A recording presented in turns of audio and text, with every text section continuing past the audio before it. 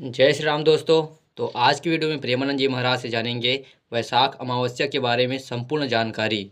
तो वीडियो को पूरा देखना और वीडियो अच्छा लगे तो लाइक और चैनल को सब्सक्राइब कर देना, क्योंकि ऐसे भजन फिटनेस और ब्रह्मचर्य से जुड़ी जानकारी हमारे चैनल पर आपको मिलता रहेगा। तो चलिए वीडियो को शुरुआत करते हैं। नमः शिवाय। श्री महालक्ष्मी नमः। नमो भगवते वासुदेवाय। जय मां सरस्वती। जय श्री कृष्ण। राधे राधे। आने वाली 17 अप्रैल को वैशाख अमावस्या है। कुछ जगहों जैसे गुजरात और महाराष्ट्र के पंचांग में से चैत्र अमावस्या लिखा हुआ मिल सकता है, लेकिन आपको इसमें बिल्कुल भी भ्रमित होने की जरूरत नहीं है। असल में ये दोनों एक ही तिथि हैं, बस अलग अलग परंपराओं के कारण नाम बदल जाता है। इसे आसान तरीके से समझें। जैसे महाशिवरात्रि कहीं अलग महीने में दिखाई देती है और कहीं अलग, लेकिन वह होती एक ही दिन है। ठीक वैसे ही यह अमावस्या भी पूरे भारत में एक ही दिन मानी जाएगी। इसलिए आगे मैं जो भी इस अमावस्या का महत्व बताऊंगा वह सभी लोगों पर समान रूप से लागू होगा। आप सभी बिना किसी भ्रम के श्रद्धा के साथ इस पवित्र दिन का पूरा लाभ जरूर लें। ये जो 17 तारीख वाली अमावस्या है, ये रहेगी शाम के 5:21 बजे तक और ये चालू हो जाएगी एक दिन पहले ही रात्रि से 8:12 बजे से। ठीक है। इसके लिए शास्त्रों में खूब भर भर के महिमा आती है। पद्म पुराण, स्कंद पुराण आदि में शास्त्र कहते हैं, सर्वेषाम उपकाराय मेष संस्थे दिवाकरे, त्रिस्तिथेय पुण्या मेघ संस्थे दिवाकरे, एकैकस्या कृतम पुण्यम कोटि कोटि गुणम भवेत। देखिए, जब सूर्य मेष राशि पर स्थित हो जाते हैं, मेष राशि पर सूर्य कब आ गए हैं? ये 14 अप्रैल को ही आ जाएंगे, संक्रांति वाले दिन। ठीक है। उसके बाद की महिमा इस श्लोक में वर्णन है। उसके बाद पूरे 30 दिनों के अंदर जो भी आप लोग सत्कर्म करेंगे, एकैकस्या कृतम पुण्यम कोटि कोटि गुणम भवेत, वो करोड़ों करोड़ों गुना फलदायी हो जाता है, पुण्यदायी हो जाता है। ठीक है। और इसमें भी मुख्य रूप से इस श्लोक में वर्णन आता है कि जो यह अमावस्या है वह मनुष्यों को विशेष रूप से मुक्ति प्रदान करने वाली है। क्यों? क्योंकि प्रीत्यः पितृदेवानां सदैव मुक्ति विधायकी। ये वाली जो अमावस्या है वैशाख मास वाली, ये पितृदेवताओं को खूब प्रिय है।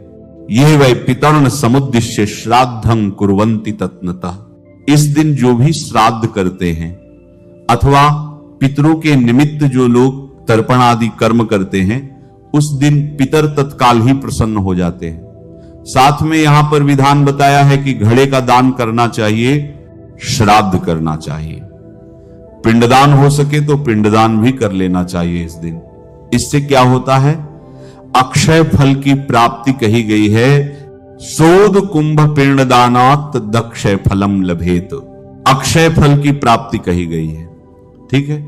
ये चकुर्वंती वै श्राद्धम मायाम च माधव सुत। आगे वर्णन है, जो लोग इस मास की अमावस्या को श्राद्ध करते हैं, उनके द्वारा किया गया श्राद्ध गया तीर्थ में किए गए श्राद्ध से भी करोड़ों गुना अधिक फलदायी होता है। देखिए, गया तीर्थ में श्राद्ध करने की खूब महिमा है, अपरंपार महिमा है, लेकिन आप अपने स्थान पर अथवा किसी तीर्थ क्षेत्र में पितरों के निमित्त जलदान कर देते हैं, पितरों के निमित्त श्राद्ध अथवा तर्पण कर देते हैं, तो वह गया में किए गए श्राद्ध से भी करोड़ों गुना अधिक फलदायक होता है। तत्कृतम तु गया क्षेत्र श्राद्धं कोटि गुणम भवेत। श्राद्धं कोटि गुणम भवेत। ठीक है। करोड़ों गुना अधिक हो जाता है। तो ये वाली जो अमावस्या है 17 अप्रैल वाली, इसको भूलना नहीं चाहिए। बिल्कुल यत्न पूर्वक आप लोग श्राद्ध कर लेना है इस दिन। देखिए, हम लोग श्राद्ध कैसे करेंगे? हमारे पिताजी तो अभी जीवित हैं, हमारे माता पिता जीवित हैं, तो शास्त्र आज्ञा करते हैं कि उत्तम तिथियों पर भी यदि आपके पिताश्री जीवित हैं तो भी आप लोग श्राद्ध तर्पण आदि कर्म कर सकते हैं। भले आप लोग पिंडदान न कर पाए तो कम से कम तर्पण तो जरूर कर ही लेना चाहिए। अब देखिए, हम लोगों ने केवल गया जाकर श्राद्ध करने की महिमा सुन रखी है, लेकिन घर बैठे यदि गया श्राद्ध से भी करोड़ गुना अधिक पुण्य हमको मिलता हो तो क्यों ना हम लोग लाभ लें।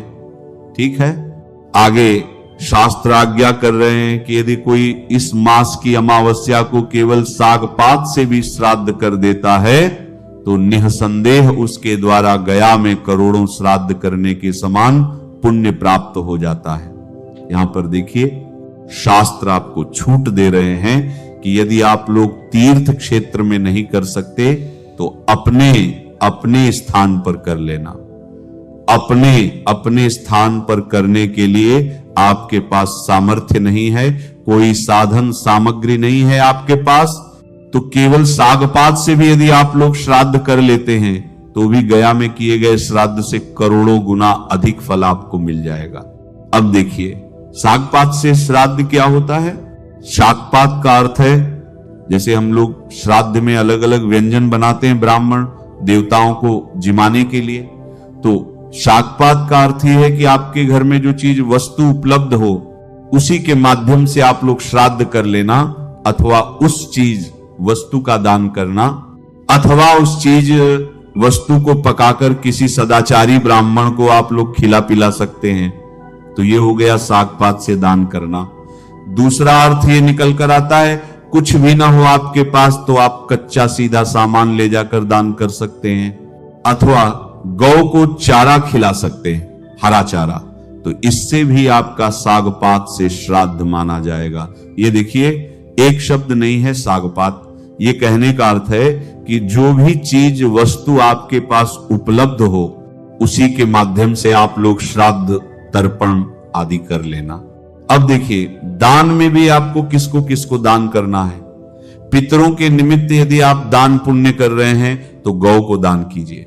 यदि आपके पास गौ माता उपलब्ध हो तो उसको दान कर सकते हैं, अथवा कुत्ते को रोटी खिला सकते हैं, कुत्ते तो हर जगह उपलब्ध हो ही जाते हैं। तीसरा, चींटियों को आप लोग कुछ जो भी खाने पीने की साधन सामग्री हो उनको दे सकते हैं, है ना। सदाचारी ब्राह्मण को दान कर सकते हैं, जरूरतमंद को आप लोग दान कर सकते हैं, तो ये पंचबली के अंतर्गत आता है। इन लोगों को आप लोग दान करेंगे तो पितरों की तृप्ति होती है, कौओं को भी दिया जाता है ना। अब देखिए, ज्यादा उलझने की आवश्यकता नहीं है। आप लोग पिंडदान भी नहीं कर सकते, तीर्थ क्षेत्र में भी नहीं जा सकते, तो घर पर ही आप लोग क्या काम करना, एक लोटे में जल ले लेना, उसके अंदर काला तेल डाल देना, गीता जी के 7वें अध्याय का पाठ कर लेना, और कुशा मिल जाए तो कुशा को रखकर आप दक्षिण दिशा की ओर मुख करके ये जल अर्पित कर देना अपने पितरों के निमित्त। इतना तो आप लोग कर ही सकते हैं, है ना। यदि आप लोग इतना भी नहीं कर सकते तो फिर आप अपने भाग्य को कोसने के लिए तैयार हो जाइए, क्योंकि जब सांसारिक गाड़ी को सुचारू रूप से चलानी है तो पितरों का आशीर्वाद खूब आवश्यक बताया गया है हमारे शास्त्रों में। इसीलिए देवताओं से पहले पितरों की पूजा की आज्ञा दी गई है। कब करना है? सुबह सुबह आप लोग कर लेना, स्नान आदि करने के बाद कर लेना, लेकिन ध्यान रहे बिना खाए पिए किया जाता है। पितर लोग आपका नहीं स्वीकार करते। जब आप कुछ खा पीकर तर्पण करते हैं तो वह स्वीकार नहीं करते। इस बात का ध्यान रखना। कई लोग दोपहर में तर्पण करते हैं, अच्छी बात है, करिए, लेकिन तब आपको उपवास रखना पड़ेगा तर्पण करने के लिए। नहीं तो सुबह सुबह आपने स्नान किया, सूर्योदय हो चुका है, तो आप लोग तर्पण कर सकते हैं। ये आप लोग करना मत भूलिएगा, क्योंकि इस दिन का किया हुआ आपका तर्पण करोड़ों गया जी में जाकर तर्पण करने से भी अधिक पुण्य देने वाला है। देखिए, शास्त्रों में ऐसे ऐसे गूढ़ रहस्य छिपे हुए हैं, भले ही आपको पहले नहीं पता था, लेकिन अभी तो पता चल गया है ना। तो जरूर आप लोग इसके अंदर लग जाना और पितरों को अपना मानकर, अपना हितैषी मानकर ये सब करना चाहिए। आगे शास्त्र कह रहे हैं, यो दद्यान माधवे दर्शे सपानी अंकरीरकम श्राद्धं च भक्ति संयुक्तं कुरुते च कुलोद्धृतिम। जो इस दिन जल का घड़ा दान करता है और भक्ति पूर्वक श्राद्ध करता है, वह अपने कुल का उद्धार कर लेता है। एक पीढ़ी दो पीढ़ी नहीं, पूरे कुल का उद्धार हो जाता है। हम लोग तो तर्पण कर लेंगे, लेकिन ये जो बात आ रही है कि इस दिन मिट्टी का घड़ा दान करना चाहिए, तो ये हम लोग कैसे करेंगे? आजकल शहरों में कौन लेगा मिट्टी का घड़ा? अथवा गांव भी आजकल एडवांस हो गए हैं, वहां पर भी कौन लेता है मिट्टी का घड़ा। तो देखिए आज के समय में विशेषकर शहरों में आजकल लोग रो लगाकर रखते हैं, फिल्टर पानी पीते हैं। शास्त्रों में जल कुंभ दान का मूल उद्देश्य क्या था? मूल उद्देश्य वैशाख मास में जो भीषण गर्मी पड़ती है ना, तो प्यासे को शीतल जल उपलब्ध कराना था। ठीक है, समय और परिस्थिति के अनुसार दान का स्वरूप बदल सकता है, लेकिन उसके पीछे का भाव वही रह जाता है। तो मान लीजिए कोई आपका ये मिट्टी का घड़ा दान नहीं स्वीकार करता, तो कई प्रकार से आप लोग इसको दान कर सकते हैं। सबसे पहला मैं आपको बताऊंगा, ये अमावस्या का दिन है ना, तो इस दिन आप क्या करना, पीपल के वृक्ष के पास जाना, एक चौड़ा मुंह वाला मिट्टी का बर्तन ले लेना अथवा घड़ा ले लेना, जो भी उपलब्ध हो ले लेना, उसके अंदर पानी डालना और काला तिल मिला देना। ठीक है, फिर उस जल को पीपल के मूल में अर्पित कर देना। ठीक, फिर उसके बाद उस पात्र को भरकर वहीं रख देना ताकि पशु पक्षी उस जल का पान कर सके। इतना समझ में आ गया? यह भी आपका दान हो गया। अब दूसरा देखिए, सार्वजनिक स्थानों पर जैसे कहीं पर मेहनत करने वाले लोग हो, मजदूर हो, वहां पर आप लोग शरबत देकर आ सकते हैं। ठीक है। तीसरा, मंदिरों में अथवा तीर्थ क्षेत्रों में आप लोग शरबत अथवा सादे जल का भी दान पान कर सकते हैं। देखिए ये सब युक्तियां हैं जो जलदान करने की महिमा इस वैशाख मास में आती है। ठीक है, बाकी पीपल का जो मैंने जलदान बताया है वो आप लोग जरूर कर लेना, और हो सके तो पशु पक्षियों के लिए कहीं पर ऐसी व्यवस्था कर देना कि वे लोग भी आकर इस भीषण गर्मी में उस जल का पान कर सकें। उनके अंदर बैठा हुआ परमात्मा तो जानता ही है, भले वे लोग पशु पक्षी आपको बोलने न जाएं कि फलाने व्यक्ति ने मुझे पानी पिलाया है, बहुत बड़ा अच्छा व्यक्ति है, भले वे बोलने न जाएं, लेकिन उसके अंदर भी तो अंतर्यामी देव बैठा है, वो सब कुछ देखता है, सब कुछ जानता है, देने वाला, लेने वाला, करने वाला, सब हिसाब वो रखता है।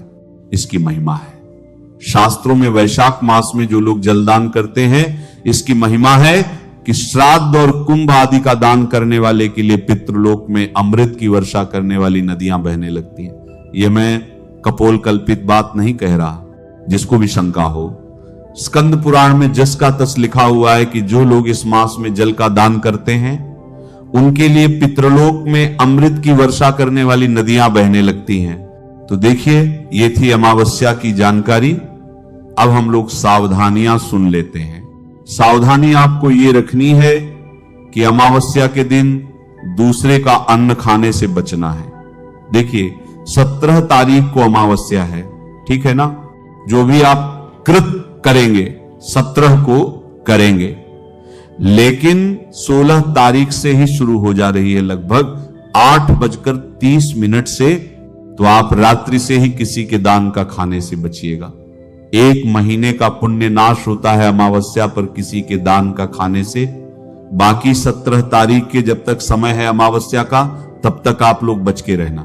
कई लोग ये भी प्रश्न उठाते हैं कि हम लोग तो नहीं खाएंगे, बच जाएंगे, लेकिन जो हम लोग दान करते हैं, जो लोग खाते हैं, उनका भी तो पुण्य नाश हो रहा है। नहीं, देखिए दान का अधिकार उसी को है जिसको आवश्यकता हो, और जिसको आवश्यकता है ना, उसका कभी पुण्य नाश नहीं होता है। कई लोग स्वाद के हिसाब से खा पी लेते हैं, तो उनका पुण्य नाश कहा गया है। ऐसे नहीं कि जरूरतमंद यदि आपका ग्रहण करता है तो उसका पुण्य नाश होगा। तो पुण्य हमको कैसे मिलेगा? हम दान करेंगे तो वह बैठा है ना देने वाला, आप उसका हिसाब मत रखिए, वो आपको देगा कई गुना बनाकर। ठीक, कई ब्राह्मण देवता भी पूछते हैं कि हम लोग तो ब्राह्मण हैं, हमको लोग लाकर दे जाते हैं, हम लोग खाते हैं, तो क्या हमारा भी पुण्य नाश होगा? तो देखिए यदि आप आचार्य के पद पर हैं, उनके यहां जजमानी चलती है, आपका तो बिल्कुल आप लोग ग्रहण कर सकते हैं। लेकिन यदि आप लोग के घर में कहीं नौकरी पेशा है, कहीं कुछ आप कर रहे हैं आजीविका के लिए, तो लेने से बचिएगा, क्योंकि जो दान का अन्न है, दान की चीज एक लोहे का चना है, उसको जल्दी पचता नहीं है, पचा नहीं पाएगा कोई। कैसे पचाएगा लोहे का चना? आप चबाकर देखिए, पचा लेंगे? नहीं। ऐसे ही दान की चीजों से बचना चाहिए। जितना हो सके, आवश्यकता हो तो बिल्कुल आप लोग उसे ग्रहण कर सकते हैं। अब देखिए, दूसरी सावधानी है, यहां पर कोई भी पत्र पुष्प आप लोग नहीं तोड़ना, तुलसी पत्र आदि नहीं तोड़ना चाहिए।